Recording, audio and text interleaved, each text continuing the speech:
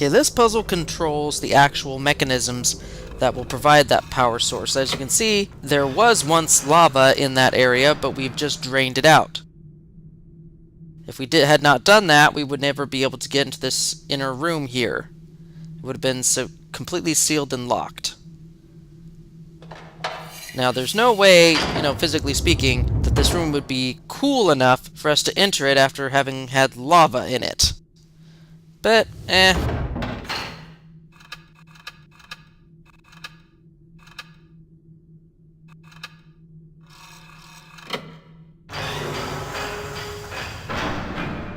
Now there's two settings to this gear train, on the right and on the left. And depending on which side it's on, will dictate what happens when you do the knob to spin all the way around. Like in this case, if it's on the left, it brings in the lava. And why we're not burning to a crisp in here due to the sweltering heat, I have no idea. But this switch will turn on the fan, which will blow this hot air all the way through that piping we just crossed, the chasm there, into the steam puzzle that we so desperately need the heat for. And I'm getting lower and lower as we speak. This is wonderful.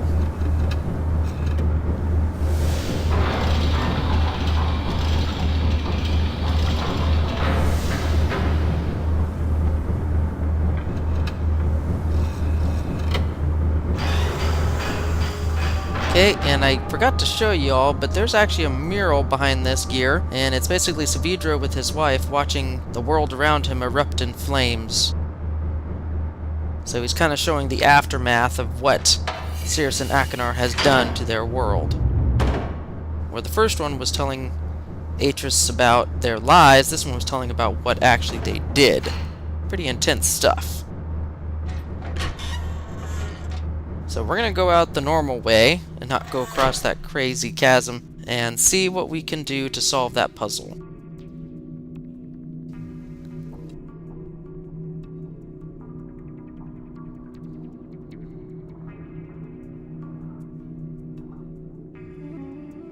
I have to say, out of all the three ages, this one looks the most realistic. Probably because it's more or less grounded in reality, and some of those canyon walls do look pretty darn photorealistic.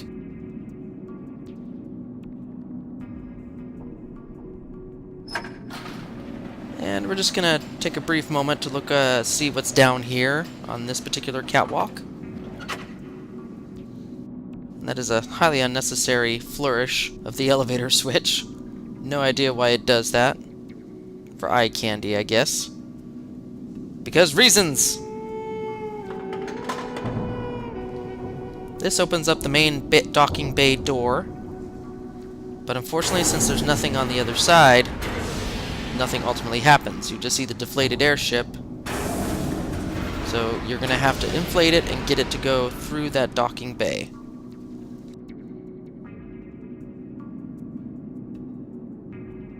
But at least now we know where the switch is that will open it. But we got to figure out some way to find the right pressure so we can inflate that airship. Again with the switch. Why were you designed like that? Maybe Atrus was having fun that day and he just felt like doing it for kicks and giggles. That's my reasoning anyway.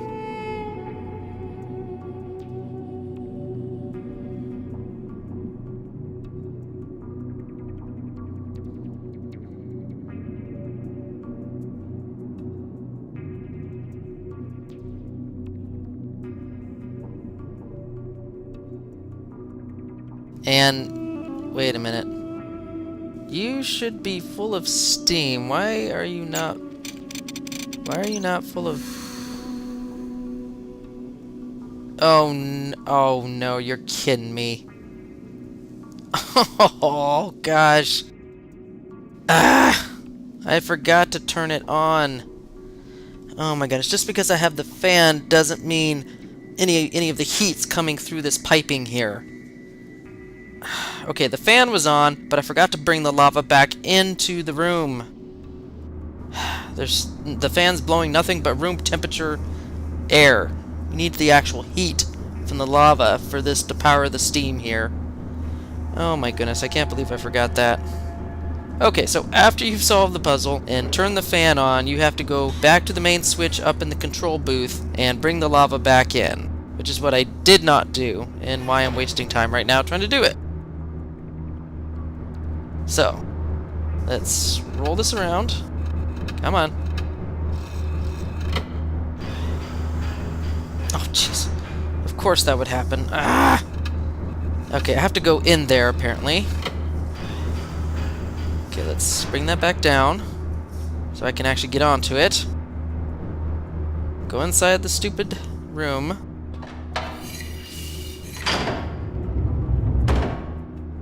I'm really sorry. I should have already figured this out before I started recording. Oh well. So, okay, we want to put it on this side.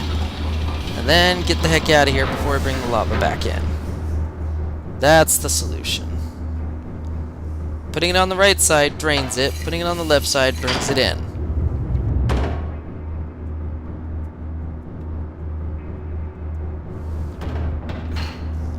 So let's try this again, shall we? Come on. Okay. This switch is a little finicky. There we go. There's the red hue I'm looking for. Now that fan's pushing in the heat. So now we got, you know what, in this case I'm just going to take the piping back. So we're going to cross this pipe. This is where the hot air is going through. All the way to the steam gauges here.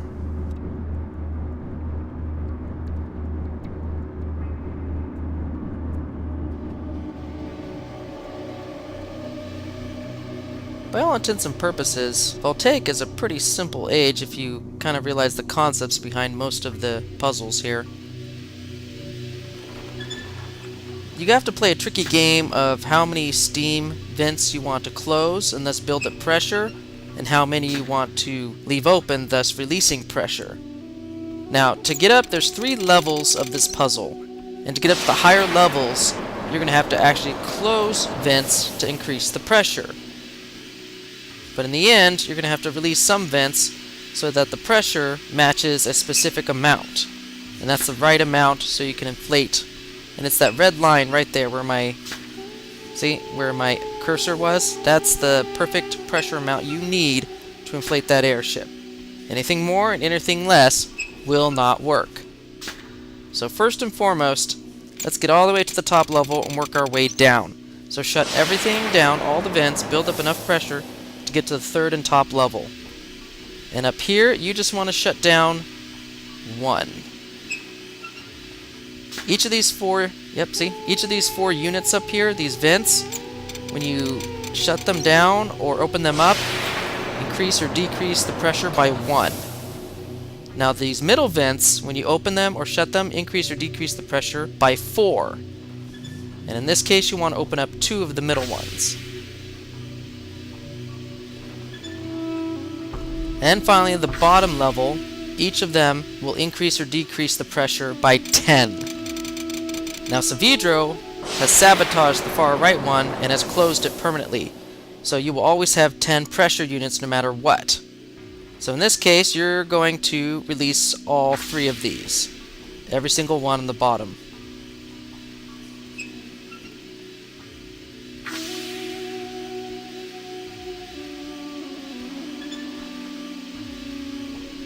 And there you go.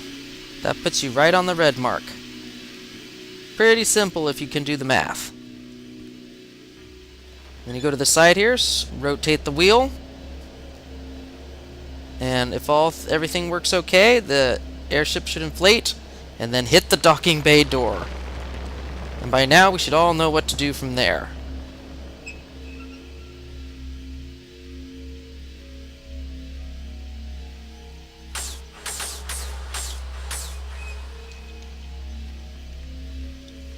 I practically cringed when I first played this game and I heard that. I was like, oh my goodness, what if it got destroyed or damaged by hitting that door? But I guess that's why they have that huge steel prong on the exterior front portion of the airship, so that if it does happen like that, which it most likely did with Sirrus and Achenar, that nothing would be damaged. So Atrus had a lot of foresight there. we're gonna go down this elevator and watch this switch spin around for no reason.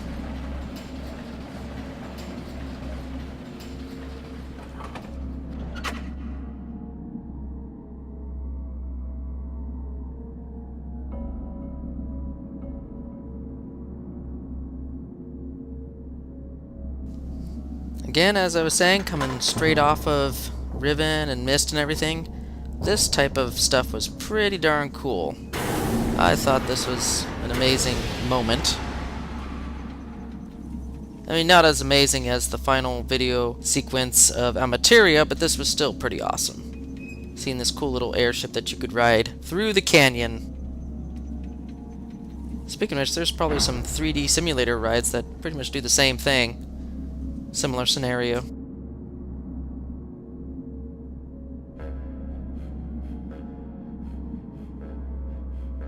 Now, as I mentioned in the first video, this is the first Myst game where I pretty much played more or less by myself. My dad at this point had gotten busy with his own personal job and business that he was running, and I had gone ahead to go through high school and into college or whatever, and he kind of got this with me, but he just didn't seem as interested in it as he used to be with Myst and Riven. So although I did show him the majority of the game, he just never really ultimately played it with me. So from this point onward, it was more or less my deal, you know, it wasn't him and me anymore. So kind of sad that, but at the very least I'll point him to these videos and he'll get to see it in full entirety and all my thoughts and theories and things like that. Maybe have some fun with it.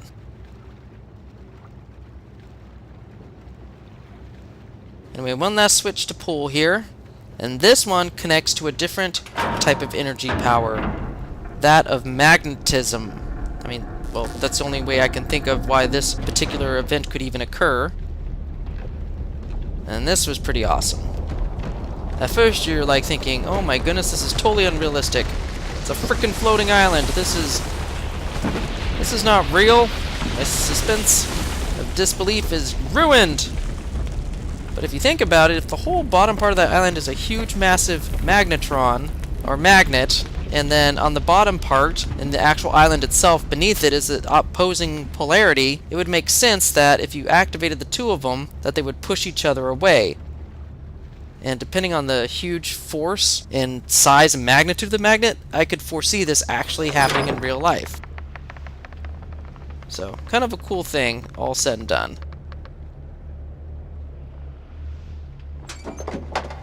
And like I said at the beginning of the last video, this is all there is to this main cool island structure. You just start here, and then you end here. There's no real puzzle to deal with here.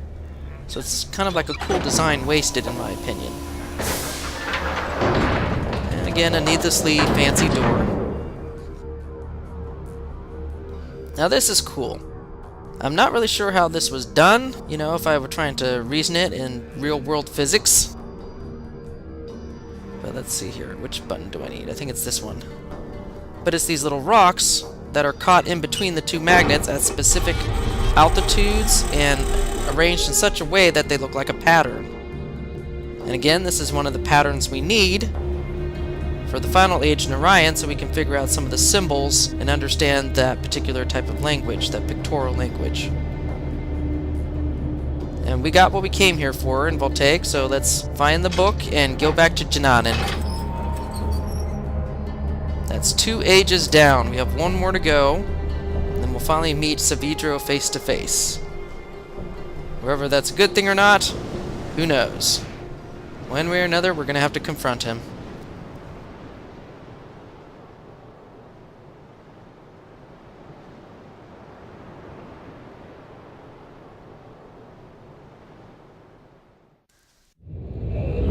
Now, like before, you're going to have to go and deposit the paper on top of this machine.